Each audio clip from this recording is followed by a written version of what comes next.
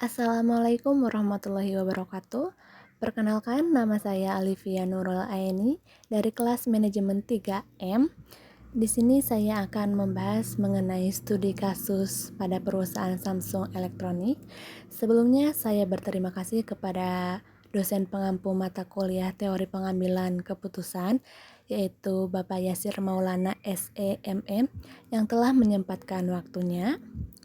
Baik, langsung saja kepada materi. Yang pertama yaitu ada tentang Samsung Elektronik.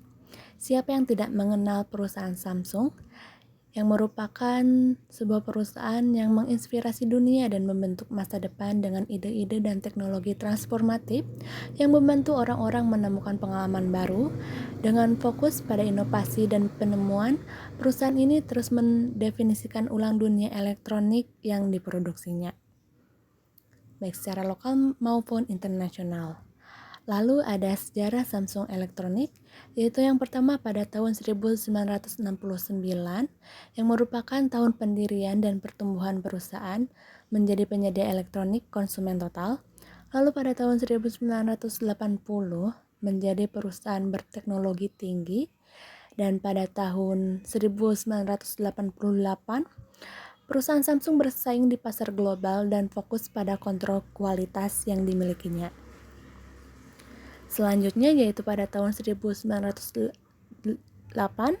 memimpin transaksi ke era digital, Samsung menjadi salah satu dari 3 perusahaan elektronik teratas di dunia.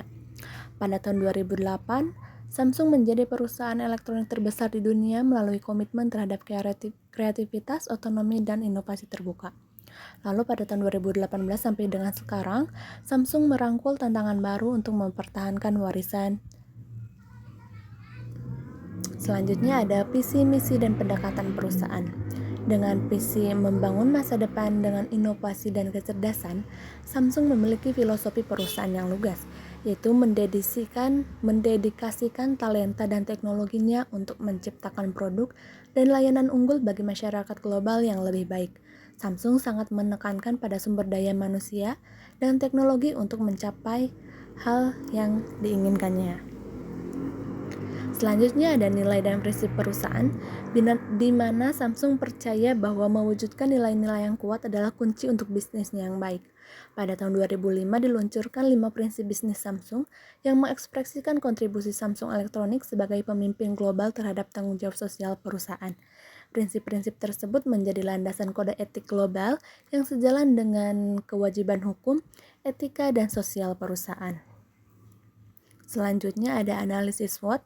Yang pertama yaitu dari segi kekuatan, di mana Samsung ini memiliki brand image yang kuat, produk berkualitas dan inovatif, lalu memiliki market share yang besar dan luas, desain bagus dan menarik.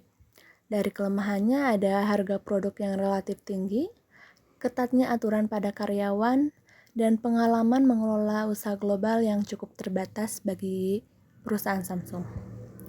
Selanjutnya itu ada opportunity atau peluang, di mana adanya peningkatan gaya hidup, produk yang user friendly atau mudah digunakan, perkembangan teknologi yang cepat, dan peningkatan permintaan pasar.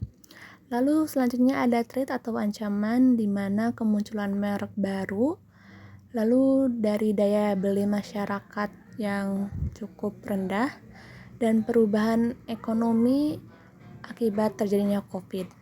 Selanjutnya itu ada strategi Samsung. Langkah terpenting perusahaan adalah keputusan Samsung memangkas bisnis otomotif yang tidak sesuai dengan kompetisi inti. Akibatnya keputusan ini menyumbang 25% penjualan dan 75% laba. Perluasan cakupan memungkinkan perusahaan pesaing memperoleh antarhubungan atau e-relationship atau manfaat integrasi, sedangkan penciutan cakupan definisi memungkinkan penyusunan antara nilai dan perusahaan. Selanjutnya kesimpulan, di mana Samsung berkomitmen untuk mematuhi hukum dan peraturan setempat, serta menerapkan kode etik global yang ketat kepada semua karyawan.